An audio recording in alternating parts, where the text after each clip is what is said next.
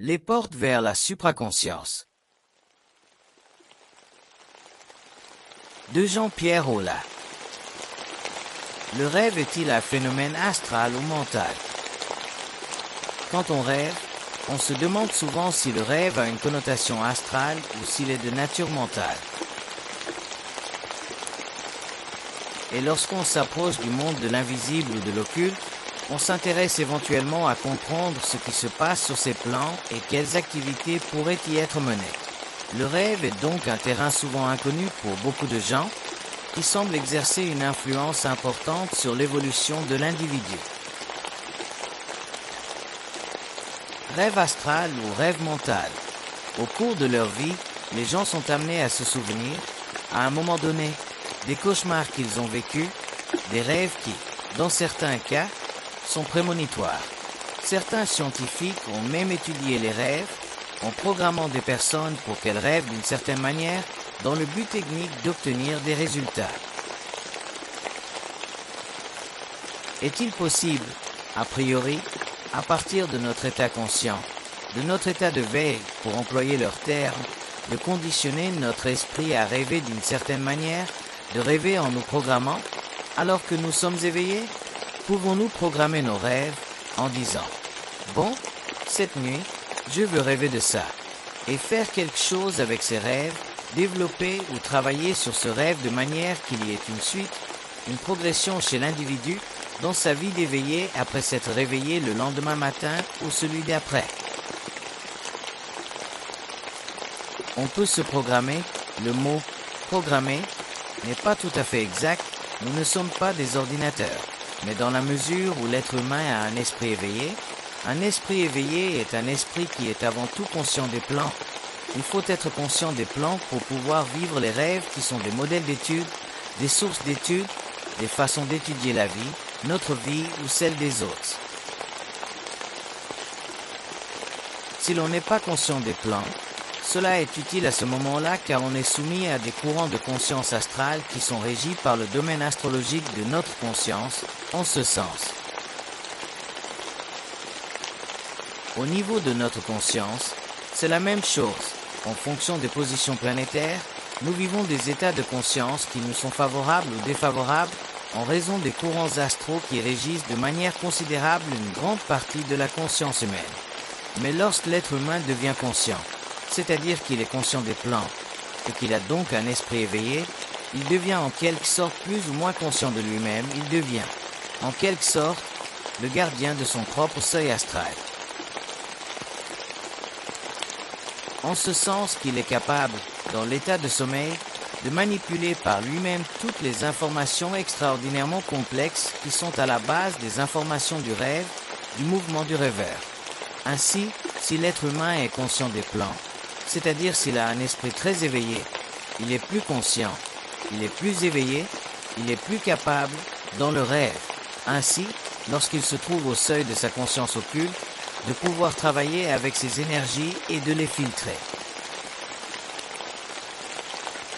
Ce qui lui permet, en quelque sorte, de construire la direction d'un rêve, c'est notre capacité, sur les autres plans, à filtrer ses énergies, donc ses informations.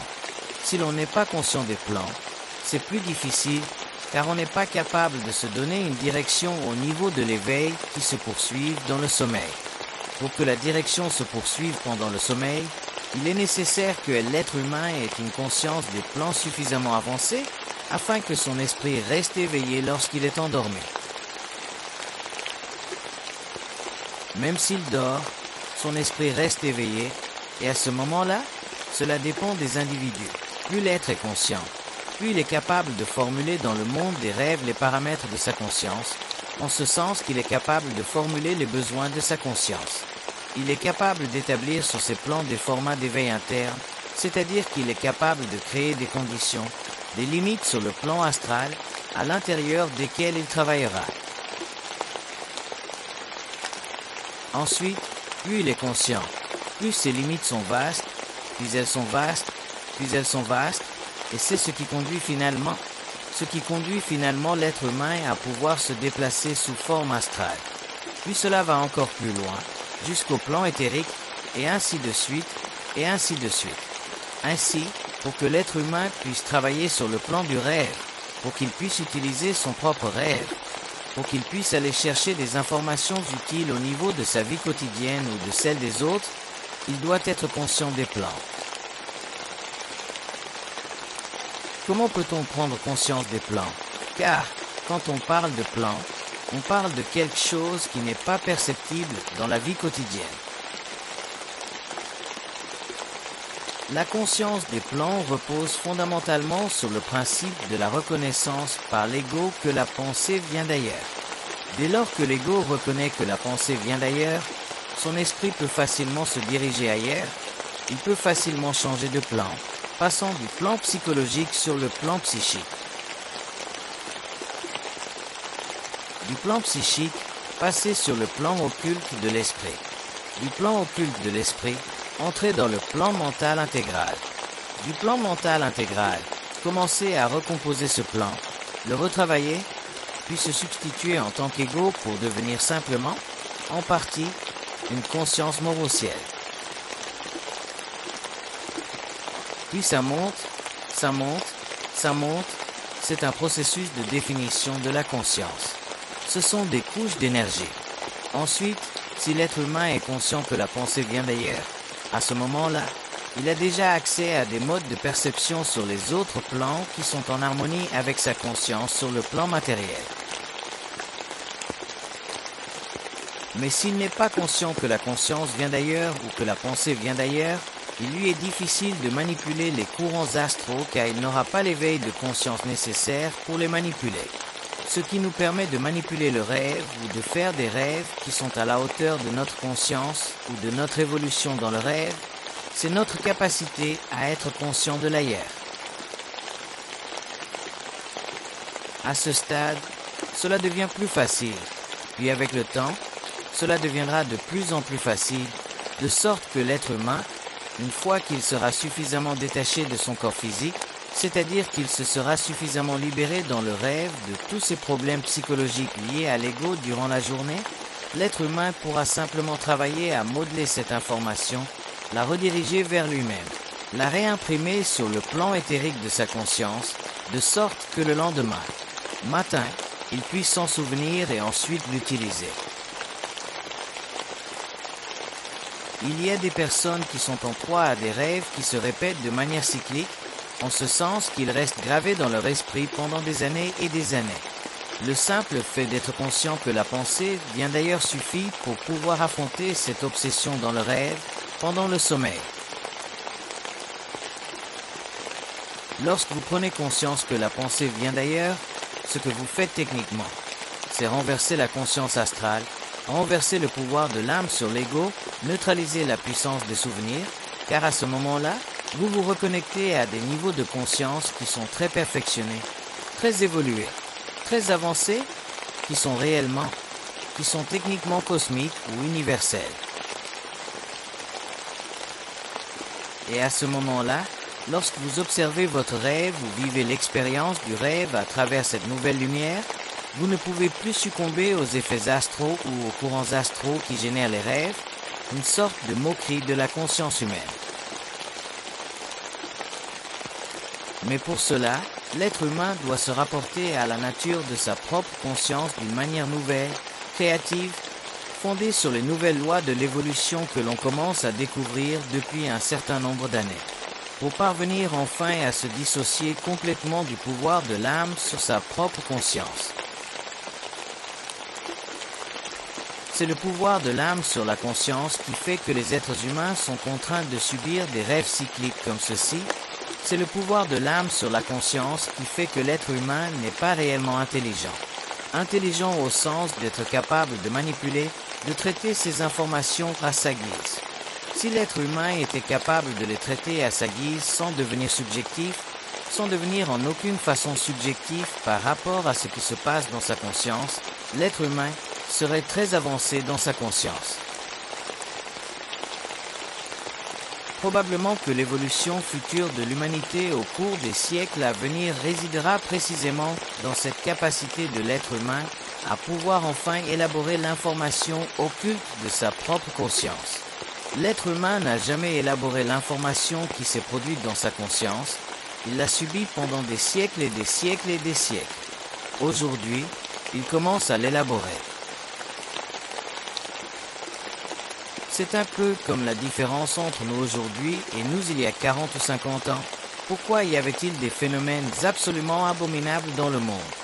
Parce que l'être humain, donc le journaliste, la presse, la télévision, tous les systèmes d'information n'étaient pas suffisamment évolués pour traiter ces informations. Aujourd'hui, on assimile les informations. Lorsque des événements se produisent dans le monde, ils sont assimilés, étudiés, etc. C'est la même chose au niveau de la conscience humaine. Un jour, l'être humain devra assimiler les informations qui se produisent dans son psychisme. C'est ce que j'appelle l'évolution de la conscience supramentale. C'est un processus relativement long car c'est un processus très profond. C'est un processus qui n'est pas nécessairement facile car l'être humain doit se libérer de certains facteurs psychologiques pour entrer réellement dans la perception occulte de son moi. Le moi est très vaste. Le moi n'est pas simplement une composition psychologique fondée sur les mécanismes de réflexion et sur l'accumulation des souvenirs humains. Le moi va bien au-delà de cela. Le moi pénètre dans des territoires de conscience, de conversion d'énergie, de neutralisation instantanée de sa fonction psychologique, puis dans l'expansion instantanée de sa fonction occulte universelle normative. Le moi est donc très occulte. Cependant, on le comprend. On le comprend dès l'instant où l'être humain commencera enfin à traiter sa propre information au lieu de la subir. Ainsi, si l'être humain gère ses propres informations, s'il sait comment les gérer, et puisque nous avons les lois, nous commençons à disposer des mécanismes pour gérer ces informations.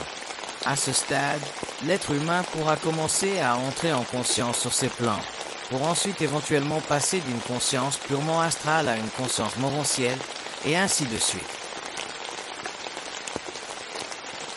Gérer les informations signifie être totalement vibratoire. Un être humain qui gère les informations sur le plan vibratoire n'est absolument pas influencé par les courants astraux de ces informations. C'est donc comme mener une étude en laboratoire. Si l'on mène une étude en laboratoire sur quelque chose, sur un microbe, l'environnement doit être propre. Si l'environnement n'est pas propre, il est évident que les matériaux que vous utiliserez pour traiter l'information seront contaminés. Et la seule façon dont l'être humain peut traiter l'information psychique est qu'elle soit totalement non contaminée. Pour cela, il doit avoir une conscience vibratoire. Vous direz, qu'est-ce qu'une conscience vibratoire? Est-il difficile de la percevoir ou de la mesurer? Mais techniquement, une conscience vibratoire est une conscience humaine qui n'est pas affectée émotionnellement par le contenu psychologique du moi. Une conscience vibratoire est donc une conscience dans laquelle les attributs de l'ego, les attributs du moi, quelles que soient les conditions de ces attributs, n'affectent pas l'être humain en tant qu'être planétaire, matériel, incarné. Ce qui signifie que l'être humain est émotionnellement totalement détaché des informations qui se produisent dans son cerveau. Si vous ne le faites pas, vous tombez automatiquement sous le coup des lois astrales, comme dans le cas de l'involution, que j'appelle aujourd'hui la pollution de l'esprit de l'être humain. Et les lois de la pollution sont très vastes, très graves. Elles sont fondamentales chez l'être humain. Si vous me demandiez, quelle est la définition? Quelle est la meilleure définition que l'on puisse donner de l'être humain? Je vous donnerai une définition très différente de toutes les autres. Je dirais que l'être humain est un être, l'être humain de l'involution. C'est un être qui a un esprit pollué. Ainsi, dans l'évolution, l'être humain sera contraint de se rendre compte que la définition intégrale de l'être humain est celle qui nous amène à le définir comme un être dont l'esprit n'est plus polluable. Donc, qui est capable de contrôler réellement la très vaste masse de courants astraux qui apportent constamment à sa conscience des informations qui sont techniquement de la désinformation. Et c'est précisément cette désinformation qui sert, dans sa conscience involutive, à la formation de son ego. Donc, au fond, à la déformation de son intelligence. Ainsi, au cours de l'évolution, il sera nécessaire de redéfinir l'être humain et de le considérer non pas nécessairement comme un être qui reflète les égrégores astraux de sa propre conscience pour avoir accès à une pensée subjective, mais comme un être capable de rester émotionnellement neutre face à leur bombardement. Tant que l'être humain aura une conscience astrale, tant que l'être humain n'aura pas de contact avec le plan éthérique, l'être humain sera sujet à une certaine contamination de l'esprit. Et puis cette pollution mentale sert à certaines choses. Tout d'abord, elle sert à maintenir, à empêcher qu'il ne tombe dans un état comateux. Un être humain à qui l'on empêcherait de penser et qui ne vivrait pas de temps à autre un peu de pollution, tomberait dans le coma. Car l'être humain n'est pas capable de supporter l'absence de courants astraux dans son esprit, pour la simple raison que son ego a besoin de traiter une certaine quantité d'impressions ou d'informations pour pouvoir rester éveillé. Mais avec l'évolution, l'être humain pourra rester de plus en plus longtemps dans un état de suspension, sans être bombardé par des facteurs d'information de nature astrale. Car il sera de plus en plus habitué à vivre dans une atmosphère dépourvue de pollution. À ce moment-là, le seul courant d'énergie qui circulera entre lui et les plans subtils sera un courant d'énergie de conscience mentale intégrale, c'est-à-dire qu'il s'agira d'une communication avec les circuits universels. Mais avant que l'être humain puisse communiquer avec les circuits universels, il doit se libérer progressivement de cette pollution qui constitue la totalité de son moi, qui est à l'origine de sa souffrance sur Terre et qui est également responsable de la diminution de son intelligence. Quand je parle de traitement de l'information, je ne fais pas référence au traitement de texte, je parle du traitement de l'information par la vibration. Mais dans la vibration, un être humain qui possède une conscience vibratoire, le simple fait d'avoir une conscience vibratoire, cela le rend déjà immunisé contre l'information ou de la désinformation. Ainsi, le problème de l'être humain aujourd'hui et celui de l'être humain dans l'évolution future sera de parvenir à passer d'un stade d'information qui peut être de la désinformation à un stade qui est totalement vibratoire. Où, à ce moment-là, il sera capable de considérer l'information ou la désinformation toujours d'un point de vue objectif, universel. C'est-à-dire d'un point de vue vibratoire, car dès lors que l'être humain possède une conscience vibratoire, il ne participe plus psychologiquement à la conscience de l'humanité, mais participe à la conscience d'une autre humanité qui est une humanité future. Mais il est capable de se reconnecter au mouvement expérientiel de l'humanité présente. Cela crée en lui de plus en plus un effet de vouloir se retirer psychologiquement de l'humanité, même s'il y reste intégralement connecté. Mais psychologiquement, il en est détaché, en ce sens que tout ce qu'il évalue au niveau de l'information dans le monde ne le touche plus. Il le regarde de manière vibratoire, alors qu'auparavant, l'être humain regardait les informations qui se produisaient dans le monde et qu'il influençait au niveau de sa conscience personnelle à partir de ses émotions, ce qui créait en lui des états de conscience affective, donc des états de conscience élevés ou des états de conscience dépressive, dépendant de l'information et de son impact sur son ego. Donc s'il y a une guerre, nous sommes déprimés. Si nous gagnons au loto, nous sommes en haut comme vous dites, mais au niveau d'une conscience vibratoire. Le haut et le bas n'existent pas. Donc qu'il y ait une guerre, cela ne le dérange pas. Que tu gagnes au mini-loto, cela ne le dérange pas, car tu es dans une autre zone temporelle. Tu ne travailles plus avec l'information de manière astrale. Tu travailles avec l'information de manière mentale, c'est-à-dire de manière intelligente.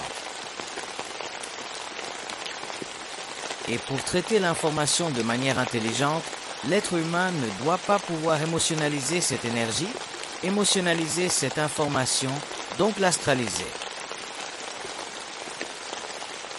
À ce stade, il en est libéré et devient conscient à un autre niveau. Et là, Il peut passer à des phases de conversion très subtiles de l'énergie pour parvenir éventuellement à la contrôler, à la faire descendre sur le plan matériel, puis à l'utiliser pour façonner sa propre vie, le développement de sa propre vie, ou en dernière analyse, le développement d'une nouvelle civilisation. Pour développer la conscience vibratoire, il faut parvenir à comprendre que tout ce qui est vécu comme un choc, tout ce qui est vécu comme une souffrance, ou tout ce qui est vécu comme une information, est de la désinformation. Tout est désinformation. Il est difficile d'expliquer à l'être humain que toutes les informations qu'il vit au cours d'une parenthèse expérimentale sont de la désinformation. Pourquoi? Parce qu'il est très difficile d'expliquer à l'être humain qu'il peut vivre, qu'il peut se sentir très bien, vivre très bien dans une conscience où la pensée n'est pas réflexive. Donc là où l'information n'est pas traitée par l'ego. Quand on a une conscience vibratoire, c'est facile parce qu'on se trouve à l'intérieur de celle-ci. Mais quand on n'a pas de conscience vibratoire, il est difficile de traiter l'information ou la désinformation, donc la pensée, sans en être influencé. Car la conscience que nous avons est une conscience involutive qui nous oblige à toujours traiter nos pensées de manière positive ou négative, donc de manière totalement polarisée. Mais dans l'évolution future de la conscience, l'être humain sera amené peu à peu à traiter l'information de manière totalement intégrale, c'est-à-dire qu'il ne sera plus impliqué dans la forme. Ainsi, à ce moment-là, qu'il y ait un choc, qu'il n'y ait pas de choc, qu'il y ait de la désinformation, car il y a toujours de la désinformation, l'être humain ne sera plus influencé par les courants astraux de sa conscience. Ainsi, à ce moment-là, il sera contraint d'élaborer au niveau de sa conscience à partir de niveaux qui sont réellement très subtils. C'est là que l'être humain prendra ce que j'appelle le contrôle de sa propre énergie, la fera descendre sur le plan matériel et évoluera avec cette énergie, faisant évoluer les formes dont il aura besoin pour agir en tant qu'être créatif. Je viens de dire tout à l'heure qu'on ne peut pas traiter l'information de manière émotionnelle. Si vous traitez l'information de manière émotionnelle, elle devient automatiquement source de panique. Si vous ne traitez pas l'information de manière émotionnelle, à ce moment-là, elle n'est plus source de panique, elle fait simplement partie des lois occultes du mensonge cosmique sur Terre, elle fait partie des lois de l'involution de la conscience humaine, et ainsi de suite, c'est la même chose. La raison pour laquelle cela nous plonge dans un état de panique, c'est que nous avons été habitués pendant des millénaires à penser que nous pensions, puis nous avons développé la pensée à un niveau si raffiné aujourd'hui, si sophistiqué, que nous avons du mal, en tant qu'être, à nous dissocier de l'importance de la pensée en ce qui concerne la préservation de notre moi. Mais je vous dis que ce n'est qu'une illusion. Cela fait encore partie des barrières psychologiques de l'ego. L'être humain ira plus loin dans l'évolution de sa conscience. C'est un peu comme si nous observions l'évolution de la science au cours des 100 dernières années. Où en sommes-nous par rapport à l'époque où nous utilisions la roue des chevaux? Il est évident que dans 200 ans, la science sera bien plus avancée qu'elle ne l'est aujourd'hui. C'est la même chose au niveau de l'esprit de l'être humain. On entre dans la science de l'esprit. Ainsi, automatiquement, ce que l'être humain comprendra de l'esprit au cours de l'évolution sera bien plus avancé que ce qu'il en comprend aujourd'hui. Mais lorsqu'on prend conscience de certaines lois phénoménales concernant la nature occulte du moi, à ce moment-là, il est évident qu'on a tendance à percevoir le phénomène humain, le phénomène cosmique de l'être humain, comme aberrant. Surtout lorsqu'on est contraint de constater que toute forme de pensée est de la désinformation. La désinformation ne signifie pas que la pensée n'est pas vraie. La désinformation signifie que penser, c'est être désinformé. L'être humain n'a pas besoin de penser. L'être humain a la parole. Si l'être humain a besoin de vivre ce que vous appelez la pensée, à ce moment-là, cette pensée, à son niveau vibratoire, est utilisée à un autre niveau. Et alors, Cela devient une communication télépathique avec les circuits universels. Mais tant qu'il est réfléchi, il est sujet à la désinformation. D'ailleurs, il existe des lois très intéressantes que l'on peut tester à ce sujet. Si vous allez jouer au casino et que vous manipulez des chiffres dans votre tête, la probabilité que vous perdiez est plus grande que lorsque vous allez jouer au casino sans que rien ne se passe dans votre tête. Car à ce moment-là, l'ego ne déforme pas l'information. Il y a des gens qui diront, ils prennent les jetons, les posent là et gagnent, sans aucun effort. La première fois qu'ils arrivent à la table, ils ne savent même pas comment jouer et pourtant ils gagnent. Il existe donc des moyens de le vérifier et il existe des moyens encore plus subtils de le vérifier. Mais un jour, cette connaissance devra faire partie de la conscience de l'être humain, de la science de l'être humain. La pensée est toujours de la désinformation. Mais nous avons vécu, vous savez, nous avons été tellement pollués pendant des siècles que pour nous aujourd'hui, la pollution est devenue une atmosphère naturelle. Être pollué, c'est naturel. C'est un peu comme les gens qui mangent de la viande et qui passent ensuite à manger du raisin. Passer à un type d'alimentation un peu moins astrale, c'est difficile pour ceux qui mangent des gâteaux, des hamburgers et des steaks toute leur vie. C'est la même chose au niveau de la pensée. Il y a un registre d'adaptation. Nous nous sommes très bien adaptés à la pollution. La preuve en est que regardez comme nous nous adaptons bien à la télévision, à la radio, à la musique rock, aux films pornographiques, à tout ce qui se passe dans le monde, à la guerre. Tant que vous êtes prêt à jouer avec les forces, comme dans votre cas, parce que vous jouez avec les forces, tant que vous êtes prêt à jouer. Vous n'aviez pas envie de perdre, vous ne voudriez pas perdre, ce serait une insulte à votre intelligence de perdre. Eh bien, pour en arriver à ne pas pouvoir perdre, vous devriez parvenir à être capable, éventuellement, de travailler réellement uniquement sur la vibration. Mais à ce moment-là, vous ne recevriez plus aucun signal dans votre esprit, car tant que vous recevez des informations, bonnes ou mauvaises qu'elles soient, cela fait partie du timing. Cela fait partie du caractère subtil, occulte, de votre relation avec les plans. Mais lorsque vous restez en relation de communication avec eux, vous êtes toujours exposé à une éventuelle perte, car ce sont toujours eux qui déterminent la nature de l'information. Alors qu'au final, c'est l'être humain qui détermine le moment du pari. Ce n'est pas la nature de l'information qui compte. Tout d'abord, les statistiques n'existent pas.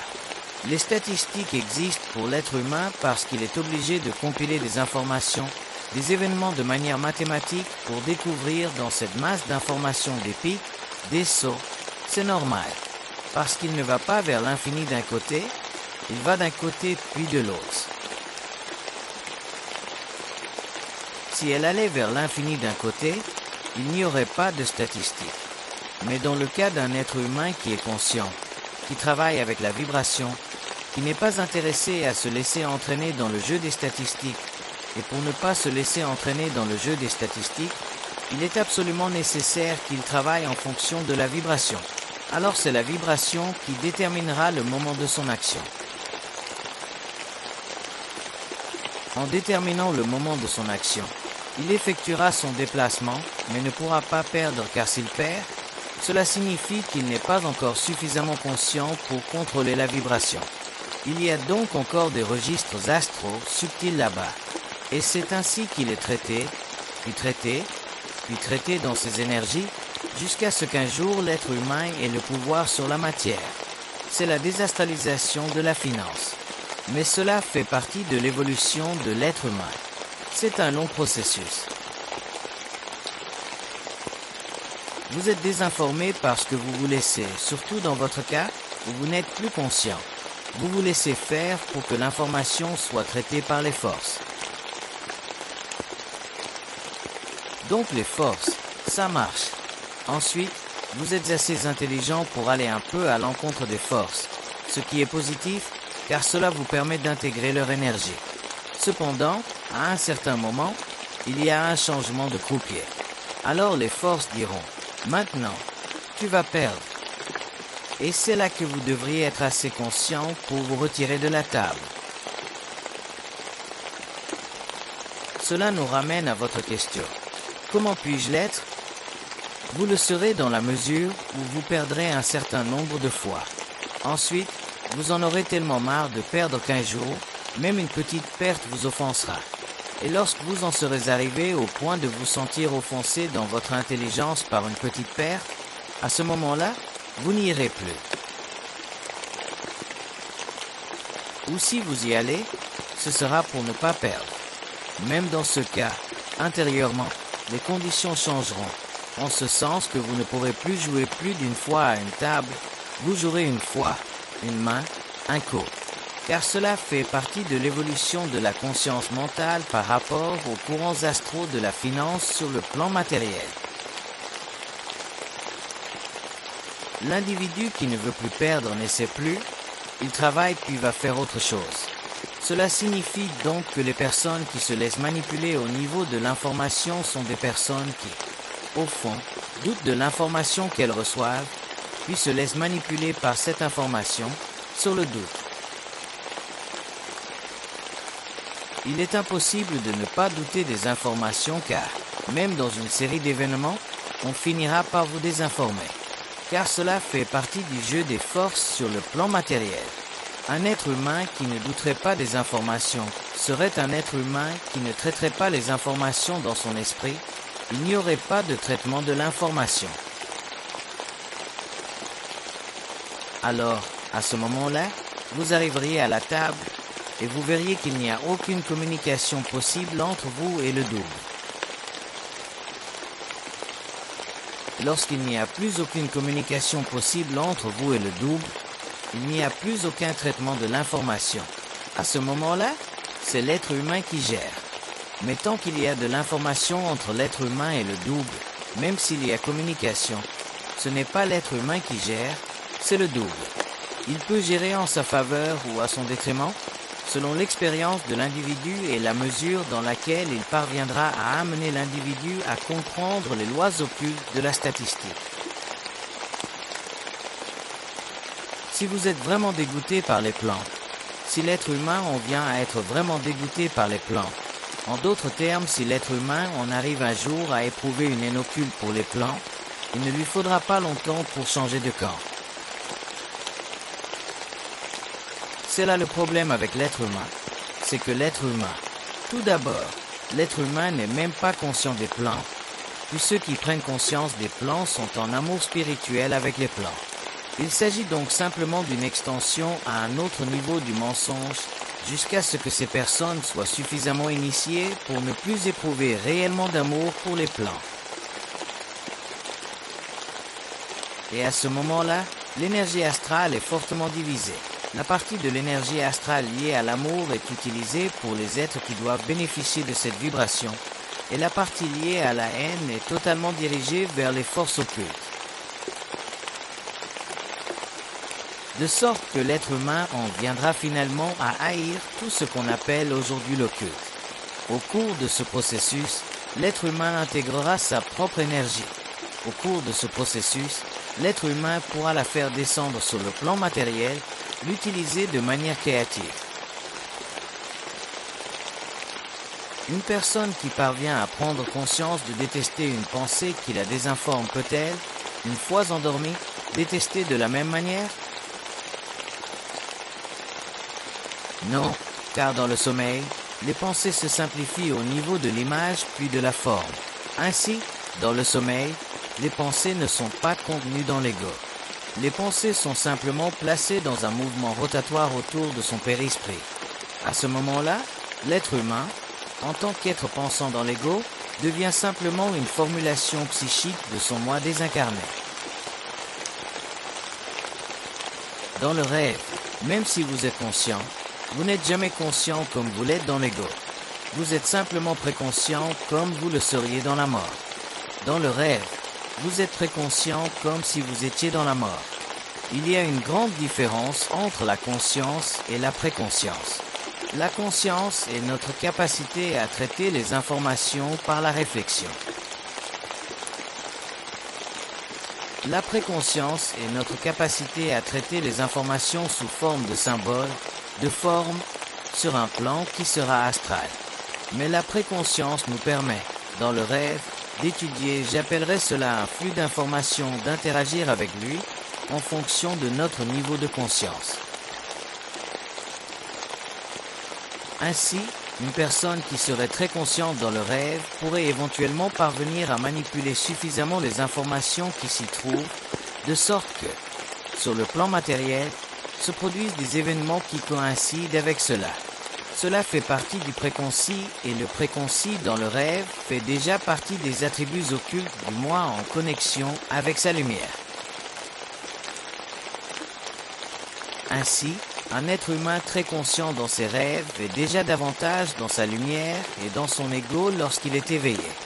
Mais il doit parvenir, avec le temps, à être suffisamment conscient ou préconcis dans son ego à l'état éveillé pour que, sur le plan du rêve, il puisse réellement travailler et ensuite traiter ces informations.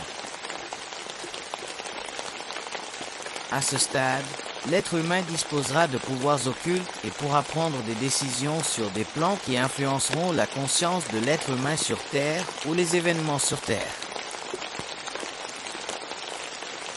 Le rêve, pour les forces, est un état qui leur permet d'être en relation étroite avec l'être humain, sans se révéler complètement. Le rêve est une manipulation. C'est une manipulation astroplanétaire, c'est une insulte à l'intelligence humaine.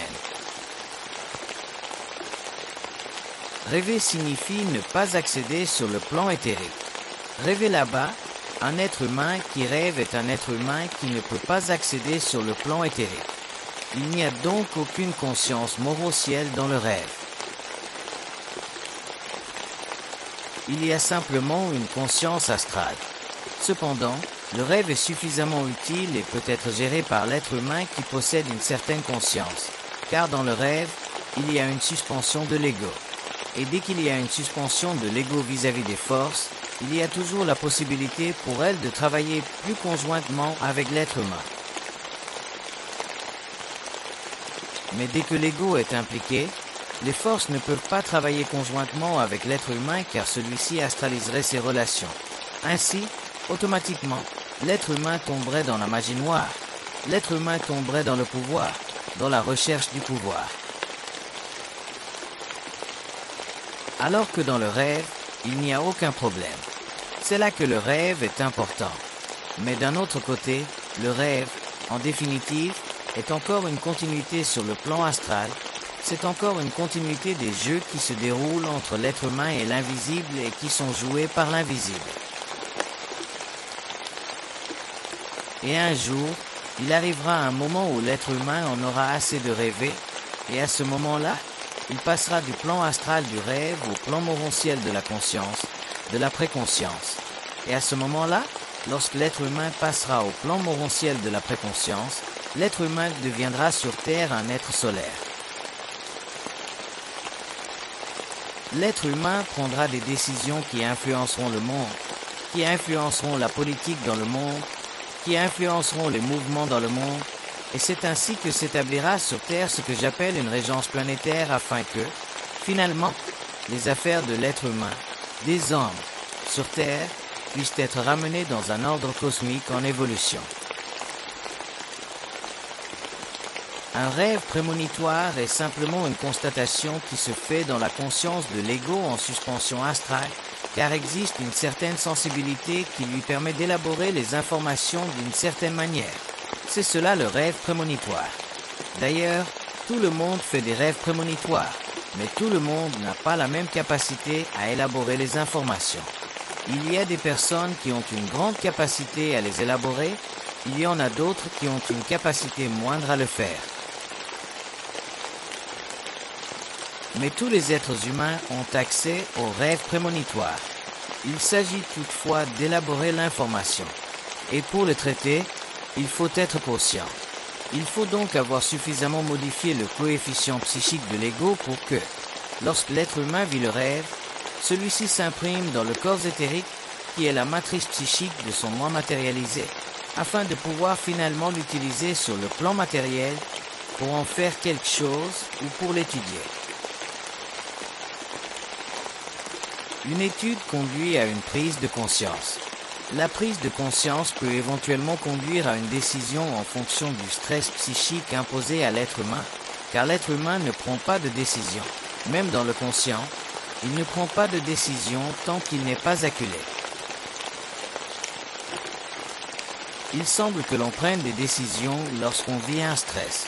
Mais pour un être conscient, il est plus facile de prendre une décision lorsqu'il est sous stress que pour un être inconscient, car il lui faut moins de stress pour prendre une décision qu'à un être inconscient. Pour un être inconscient, il faut une véritable guerre pour prendre une décision, tandis qu'à un être conscient, une petite bataille suffit. Un être humain conscient n'est pas capable de gérer la pensée comme un être humain inconscient. Pour lui, la pensée est une abomination, c'est un contrôle. Et l'être humain a été tellement contrôlé, tellement pollué, qu'il est habitué à être contrôlé. L'être humain est un esclave, l'être humain est un mort-vivant. Par conséquent, étant ainsi, il n'est pas capable d'intégrer sa propre énergie. Il n'est donc pas capable de faire descendre sur le plan matériel le pouvoir de sa propre lumière pour se guérir lui-même, pour guérir les êtres humains. Il n'en est pas capable car il est totalement astralisé. Puis, jusqu'au XXe siècle, on a fait de la pensée la grande barrière qui séparait le règne de l'être humain du règne animal.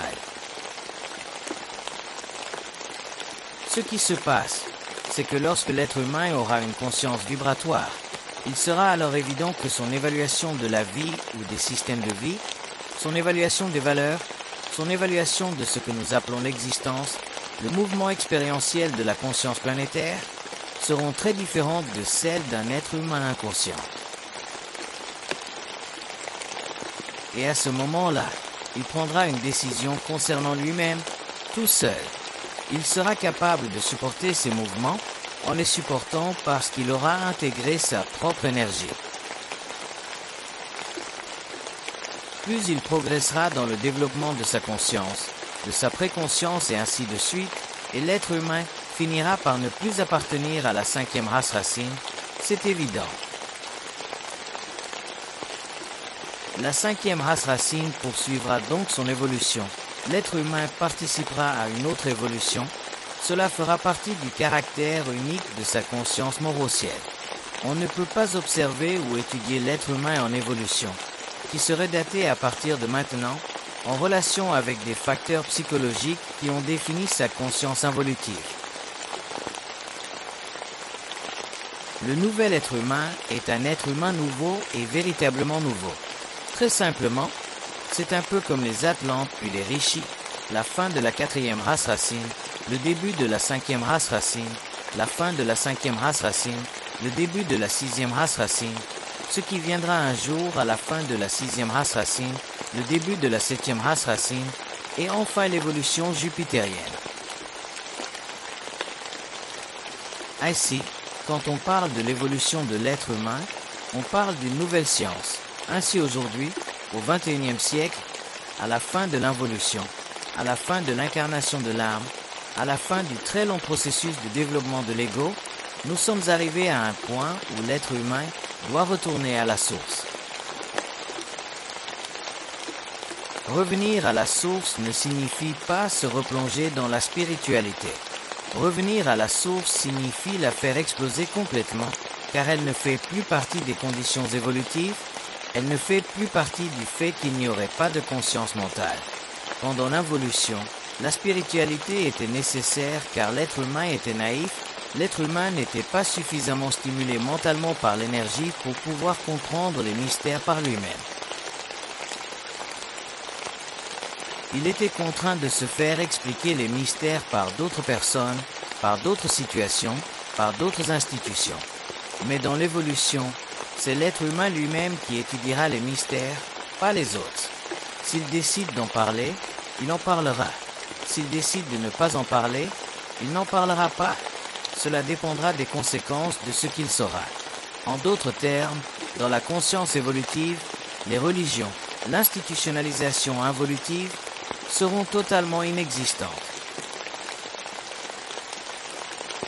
Cela fait partie des besoins de la 5e race involutive, c'est normal, il faut le respecter. Mais quand on parle du nouvel être humain, on parle d'un individu, de 2 individus, de 3 individus, totalement intégrés dans leur conscience morontielle. À ce stade, ce que ces hommes sauront à l'avenir, ce qu'ils voudront communiquer à l'humanité, fera partie de leur science, de leur intelligence, de leurs mesures, et ainsi de suite. Mais cela ne se fera pas avec les mêmes intentions que celles de l'être humain d'aujourd'hui.